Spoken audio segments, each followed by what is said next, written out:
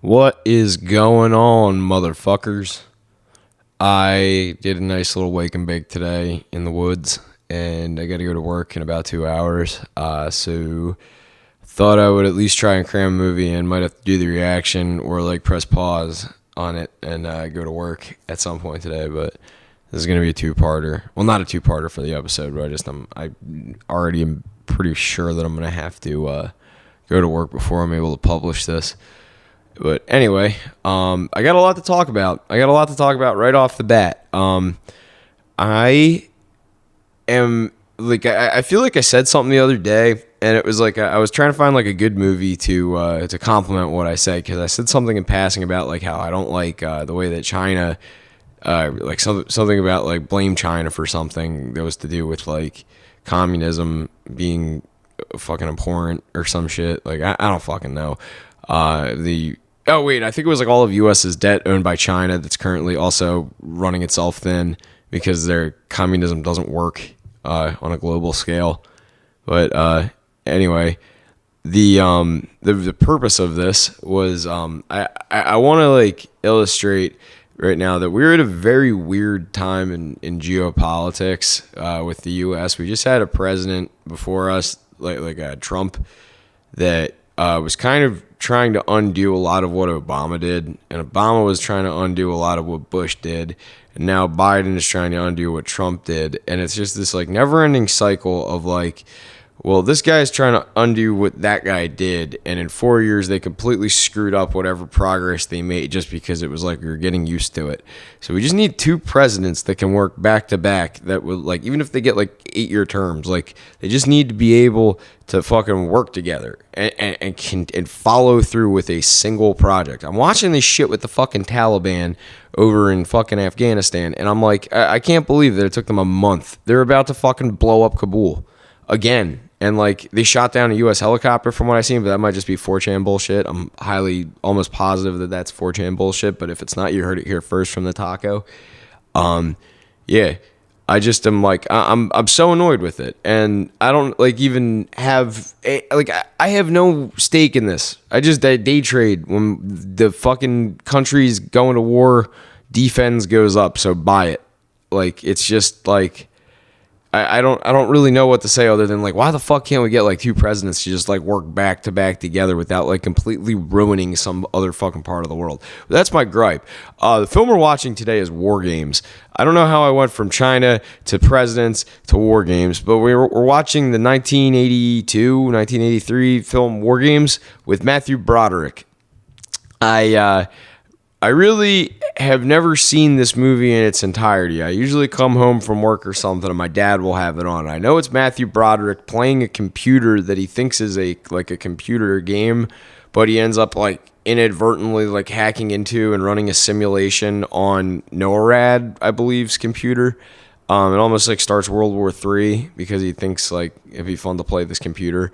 I'm very fascinated by this movie with the current like political climate, like the current state of everything. I did just watch Red Dawn too, which I don't want to seem like I'm watching like too much of the same shit. And I did watch Come and See as well, but like two different eras, different things. But I feel like we have this like looming tension with these countries like China and Russia and all North Korea, where like you got to kind of understand what it was like back then. You got to kind of get into that Cold War mentality when like shit was just running wild with like this looming imminent, nuclear threat, and the chance like you could be fucking at school or work one day and fucking ICBM goes off and you don't have a crawl space to go into or whatever. You can never see your fucking family again. Like that's a real fucking scary thought. There's like been so many fucking films on the subject too, like but not only like nuclear war, but like fallout as well, and like how it like will affect everybody if that actually does happen. But it scares the ever-loving shit out of me. But like I don't think like this is one of those films. I just am like interested in the subject because I think that with the way shit's going, it could get a lot worse. I hope it doesn't. I don't think it will ultimately, but I mean, I don't see it getting a lot better anytime soon. So might as well display what could possibly happen. But I think on the side of these though, War Games is a little more lighthearted because after all, it is like 1983's computer technology. I'm a little bit giddy to say the least at seeing what kind of computer jargon and tech speak they use. Not that I'm any like savant in the field myself. I have like when it comes to computers, I'm like the opposite. I'm a fucking caveman. I use Macs for everything, and then when it comes to technology, I for the most part just avoid it at all costs. Like I know how to work a DVD player. My PlayStation 4 is where I watch my Blu-rays, and I know how to like pirate sports events, and I got a thing going. It's not ideal, but like it lets me provide. It satiates me living on the cheap. I don't even know how the fuck I got. Oh yeah, technology. So I always find it funny that like in the 80s they were like right on the cutting edge of this like like where we are today. It's like if you want to see like the 30-year cycle from like nose to tail, it's like the beginning is definitely like I want to say like 1980, maybe 1981, and then like 30 years later, what was it? 2010. Like we get all this new technology and it just completely changes our lives. Like people are taking designer drugs, dressing like cunts. Like it's just fucking awful. It's like the 80s all over again. So now we're getting like into the 90s where people are dressing like weird French painters from like the 1940s. Everybody thinks they're bohemian and artsy. Yeah, it's fucking annoying. But yeah, like I'm just I have like very limited nostalgia aside from like the music. I think like the state of the world in the 80s was kind of bleak and a little bit sad, to be completely honest, because it was just like cocaine and excess, and then Reagan pissing everybody off except my father for whatever reason. I don't want to I don't want to glorify that time, but I do for whatever. It was the pinnacle era of filmmaking though. It's like the bulk of John Carpenter's films came out in the 80s. Same with like good like Steven Spielberg. Good, I guess Alex Cox made Repo Man. Paul Verhoeven made a lot of good movies. Total Recall, RoboCop. Like there's just so much good cinema. Scorsese was making great films back then too. Like there was a lot of like really really really good movies made, and it did offer this like kind of backdrop to a very interesting era of filmmaking. It also TV as well. A lot of the TV that was made in 1980 and on, it's like still played today.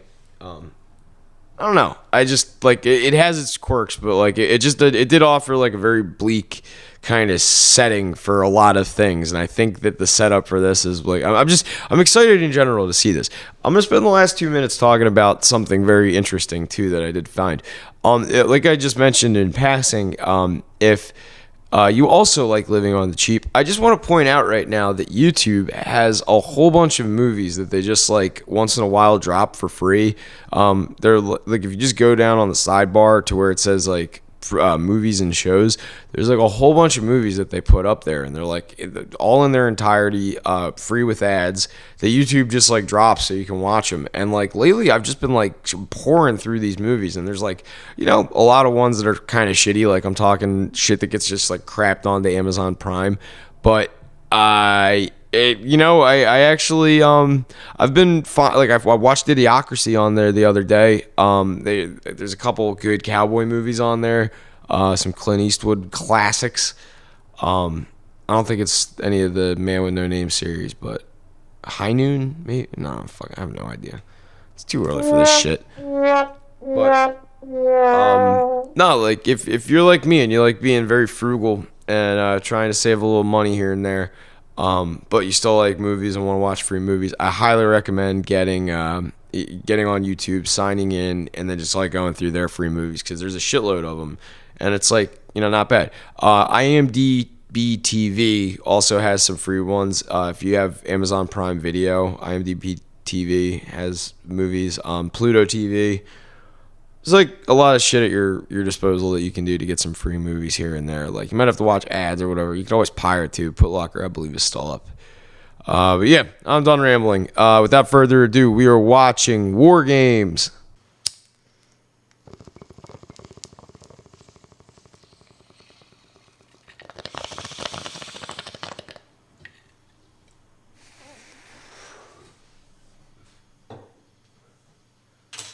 Ah, shit.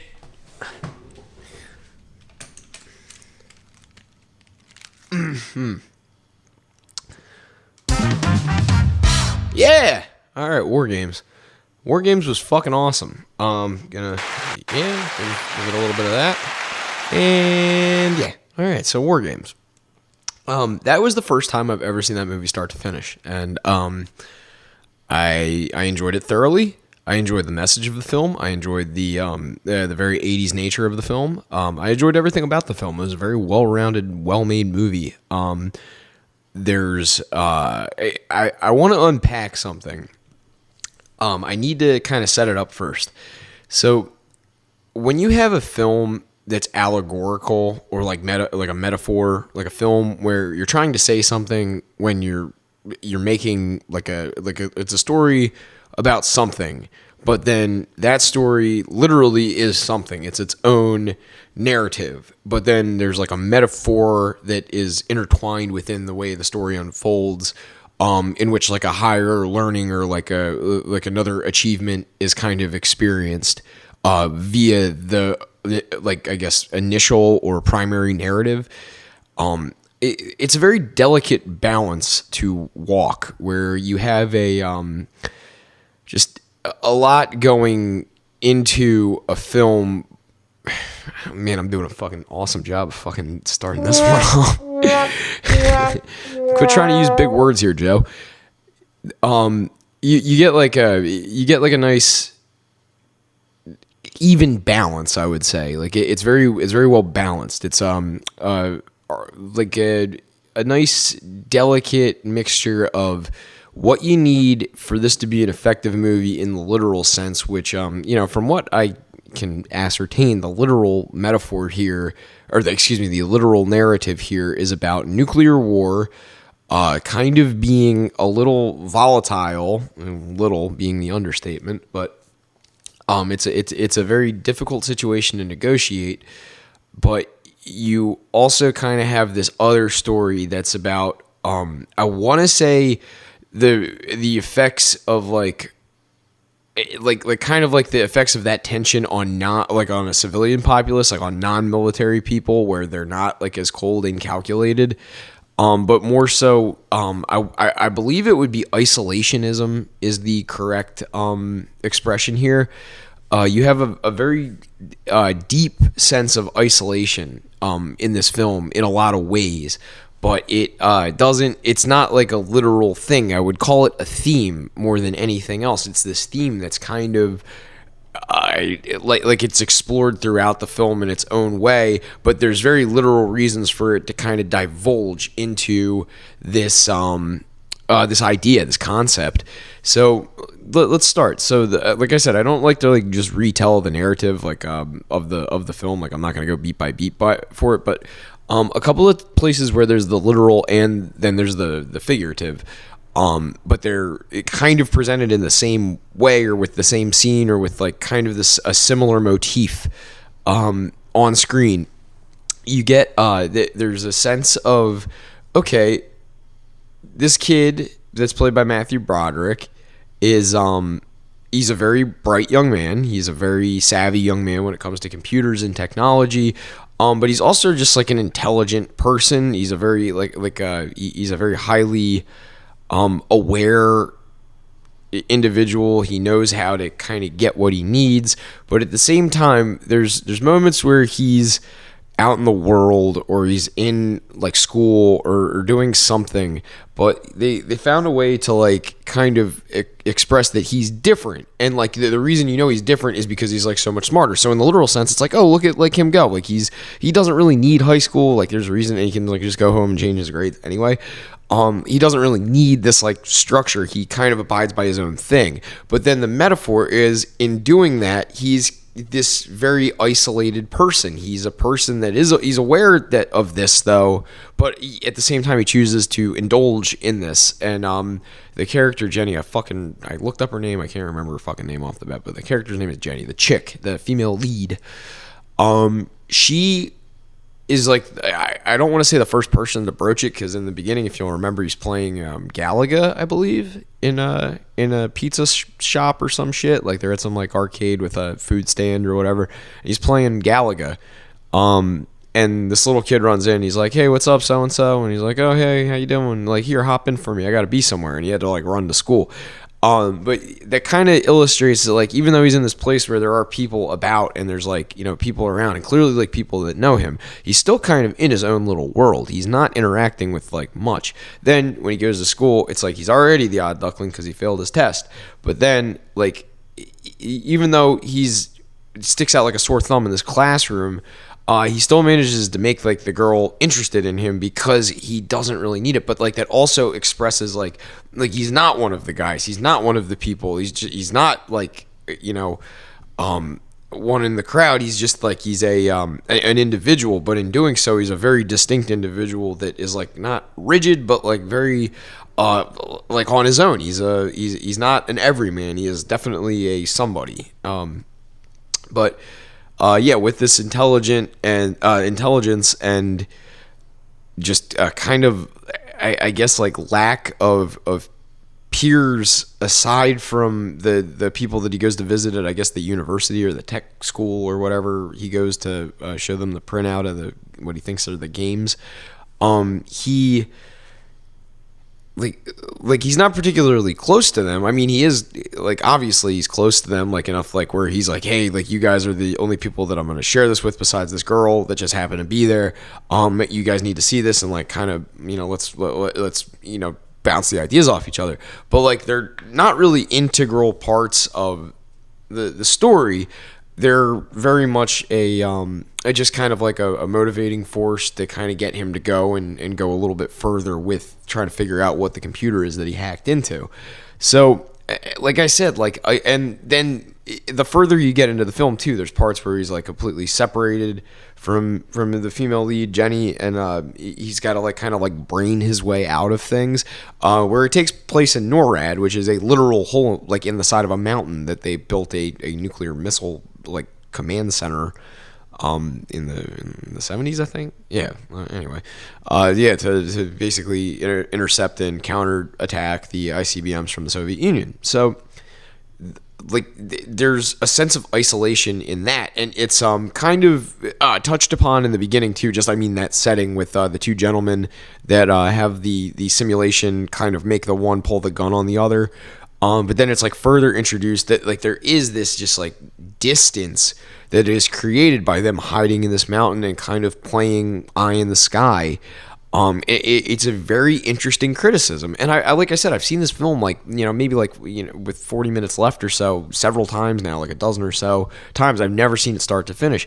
But I like the sense. I like the message that sends too, because it gives you this like very articulate illustration of, if you cut yourself off from the world enough, it's like you could be smart, you could be intelligent, you could have like basically the world by the balls. You could have everything at your disposal, but it still means you're like lacking the civility, the interaction, the humanness of humanity, because you're so far removed, you're isolated, you're in your own thing. And it's like, it's a metaphor in itself for like the Soviet Union because of the Iron Curtain. We didn't really know what they were doing over there. It was a very paranoid time. Everybody thought they were going to get bloated up by Russian nukes, or there was going to be like like Red Dawn illustrates, they're try to invade or you give something. But no, it just kind of like gives you this nice little taste of like, here's everything going haywire, and then he still has to like kind of utilize the people around him and build these connections. Like there's like this moment where he's hunting down the Dr. Faulkner guy, who's like living as like a recluse in Oregon, on like an island and everything. And there's like this moment where he's like, I never like learned how to swim. I just figured there'd always be time. And the Jenny chick's like trying to, like, he needs her as a resource, but like then he also needs like this doctor as a resource. Like he has to kind of build these relationships, formulate, like, break from the isolation to reach that higher understanding, where on his own he probably would have gotten to the solution if he would have just, but like having that little push, it does ease the burden. And it's like one of those things where it's like, yeah, it's very literal, but like at the same time, if you don't have that assistance, if you don't work in a in like a mutually assistive manner, it's just like you're not going to go anywhere. You're going to end up just becoming like paranoid and obsessive. And it's kind of like I am fucking talking into a microphone by myself. Yeah. I mean, I'm not trying to get too deep here. I just thought it was an interesting concept, and I thought, like, I kind of thought of this movie as like mindless. Like, obviously, it's like an allegory for the Soviet and U.S. the Cold War.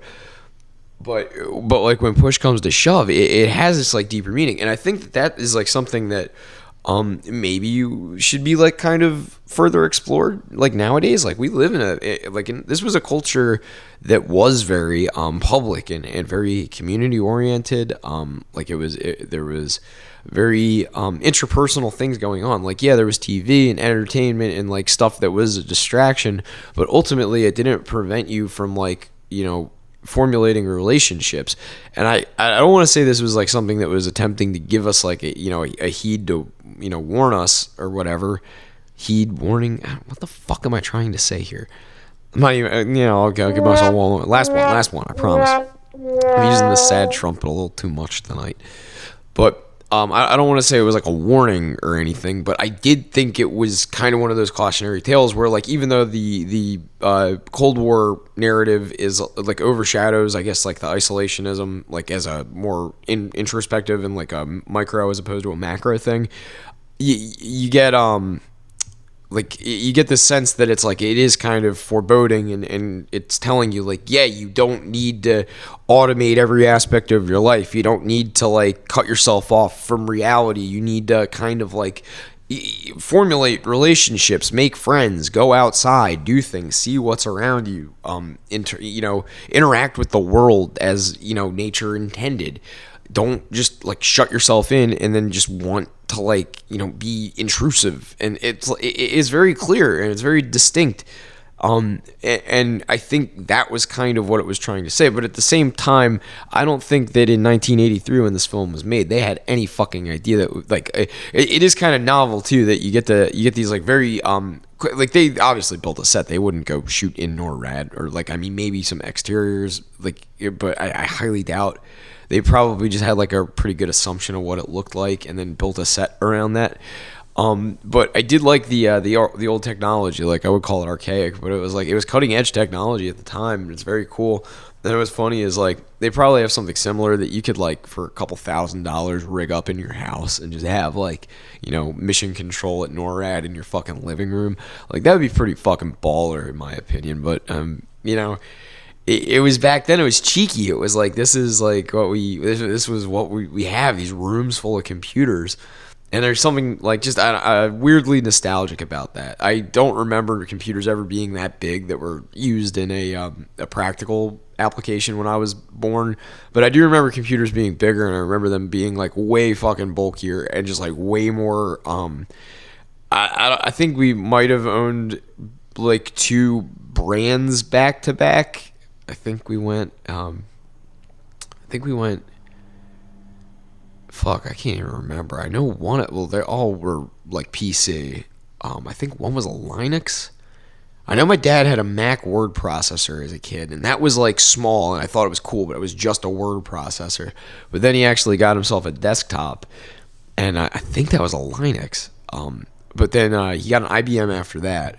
And I bricked the IBM, so he got himself an IBM laptop. So that was the two. And then he got an Intel.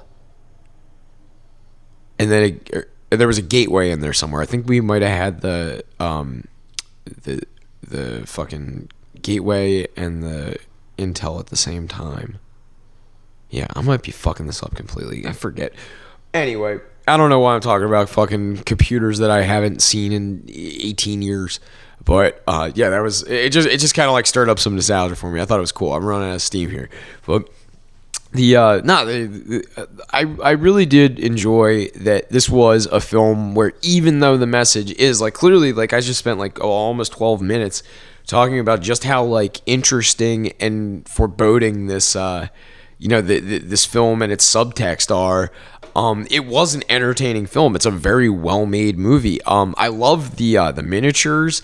After working, set design, well, not set design, I guess, the paint department. I got to I really had an appreciation for what it takes to make something like that, and it clearly, like, it had to have been a miniature, or at least like a scale model or something that they used to do the missile silos with the platforms raising and everything. But all of that is like it's all very well done and very well connected. It's not jarring at all. They didn't need to like fake these overproduce it and fake the missiles going off or like some kind of like crazy cutting scheme. It's like, no, you just are kind of like presented with what the situation is and where you are in like the one location. But it functions very well and it's very well designed. I believe it to be accurate. I'm sure like whoever worked on this movie probably spent a lot of time like researching the subject, because it is like very detailed. And just it shows it. For what it's worth, is a very good movie, and I can't get over like how good it was. Like, just like turning your brain off and watching it. But like, yeah, like upon like coming back and just kind of thinking about it and like digesting it a sec and then talking about it, it is interesting, like the kind of shit it evokes from you.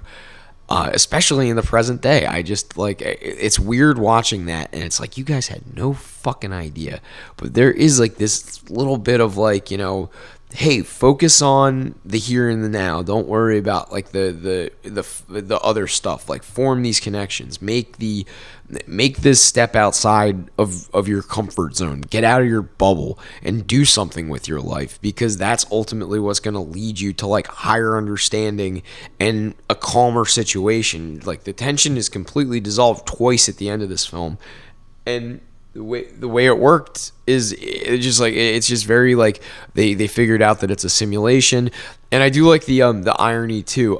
If I can just appreciate like a couple of select shots in this film, I really did enjoy all of the shots in Broderick's bedroom, because like they clearly like they either built the set to like look like a house, or it just probably was somebody's house, where they could like do it. But like the way they filled the space with like useless, or like even, I'm sure for the time, archaic technology, and it was just like it was high end, but it's just kind of like, yeah, just put one of these things over there. But just fill the room up with like anything that looks vaguely, and like they find a way to work a couple of things, like he works the floppy disk drive into it. But I'm like, it was just very like giggly to me, because I'm like, half that shit's probably not like even relevant to what his setup is right there. And then he actually has these intricate things. His line about the fucking I don't know why, he's just like, I enjoy all the bedroom scenes. Like, they hit very close to home for me. Like, having some kind of podcast studio in my fucking my office, or like, I don't know, it was funny. But yeah, like all the scenes where he's like, you can get around getting fucking phones, and like nowadays that's all you do, is like you just find ways to communicate with your friends for free, essentially, short of like going and having an actual conversation with them, which is just it's smart. It's smarter than I think it even knew it would be at the time, and it's just funny to me. It is very well done, and it's very, very smart in its like just its application. And I like that he's an only child too. That makes sense, because like, only children, we're a weird bunch. I have a fucking podcast where I talk about movies after working on like 4, not less than that, 3. I worked on 3 and 1 television show where I don't even get credit for it. But still, like, we're odd ducklings, and it's like, go figure, an only child would be the catalyst to set off a nuclear war and be too autistic to realize that a girl is interested in him. Yeah, that doesn't happen to me often, but I have been that dumb. I've been that dumb in life plenty of times, and it's like, yeah, you want to see my fucking dinosaurs? It's like, no, stupid, I want to go make out, but all right, let's just, such is life. I'm at like 19 and a half minutes. I think I had fun with this one. It's on YouTube too. And like I said, I can't get enough of what YouTube has to offer right now. So go on there and enjoy some of the fine films from, Matthew Broderick and others that are available on YouTube for free right now with ads. I highly recommend it. If you're looking for something to do, like lockdown got you down, just fucking watch a movie. Or then listen to me gripe about it. But anyway, in the meantime, thank you for listening, and have a good night.